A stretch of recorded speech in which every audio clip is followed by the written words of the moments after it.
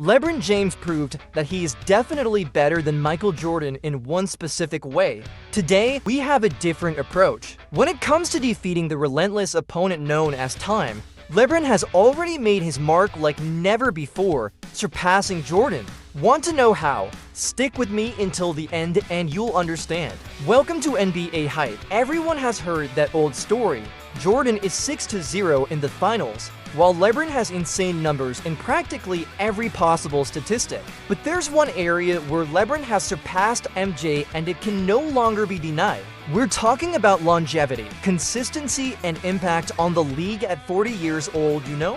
While Jordan at the end of his career was a shadow of what he once was, LeBron seems to keep writing new chapters in NBA history. Recently, he broke yet another record. So today, we're going to compare the final years of these two giants to understand how LeBron redefined what it means to be a veteran player. No unnecessary controversies, just facts. But first, subscribe to the channel and comment below who you think was greater at their peak, LeBron or Jordan? Michael Jordan played until he was 40 with the Wizards, and let's be honest, he still showed flashes of the player who dominated the league in the 90s, but consistency was a thing of the past. His averages dropped to 20 points per game in his last season, and he went from being a monster on the court to a player who fluctuated between incredible performances, like scoring 45 points against the Hornets and forgettable games, like scoring only 8 points against the Nets in 37 minutes, remember that? LeBron James, on the other hand, seems to be rewriting the rules of age in basketball. In his 22nd season and nearing 40 years old, he not only maintains high averages, but continues to be the driving force behind the Lakers, you know? Last season, he was practically averaging his career numbers in points and rebounds and surprisingly recorded the highest three-point shooting percentage of his life. That's not just longevity, it's evolution. One of the main arguments from those who defend Jordan is that he played in a harder era with fewer advancements in sports science. But this also says a lot about LeBron. He used what was available to adapt and uniquely extend his career.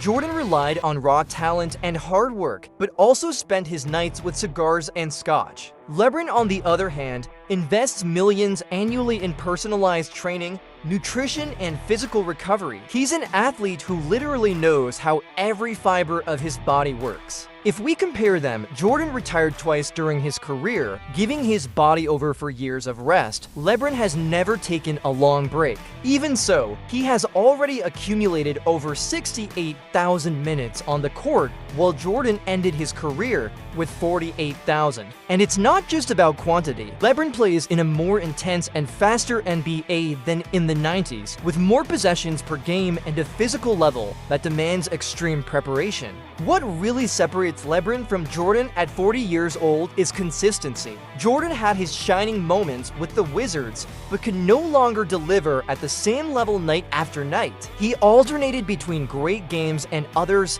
where he barely made an impact. LeBron, on the other hand, maintains an astonishing regularity. Even playing nearly the same number of minutes as Jordan did in his last season, 35 per game, he remains a complete player, points, assists, rebounds all at the same level as his best years. An interesting detail is that LeBron can rest strategically during games. He's a master at managing his energy, focusing more on offense while conserving himself on defense. Critics point out that his defensive intensity has dropped, and statistics show this. His defensive rating fell from 97 at his peak in Miami to 117 today, but this is part of the necessary adjustment to keep delivering so much for so long. When Jordan played for the Wizards, the team was basically a showcase for the last days of the greatest player of all time. He brought viewers but had minimal impact on the franchise's performance. They missed the playoffs and finished seasons with records of 37-45. He was also GM before returning to play, and his decisions as a manager ended up hurting the team. Selecting Kwame Brown as the first pick in the 2001 draft is an example fans will never forget. LeBron, on the other hand, not only only remained competitive but also led the Lakers to a title in 2020. He keeps the team relevant in playoff contention despite inevitable roster changes. His critics complain about GM LeBron's decisions, but the fact is that under him, the Lakers remain one of the most followed and respected teams in the league. Compared to Jordan's effect on Washington,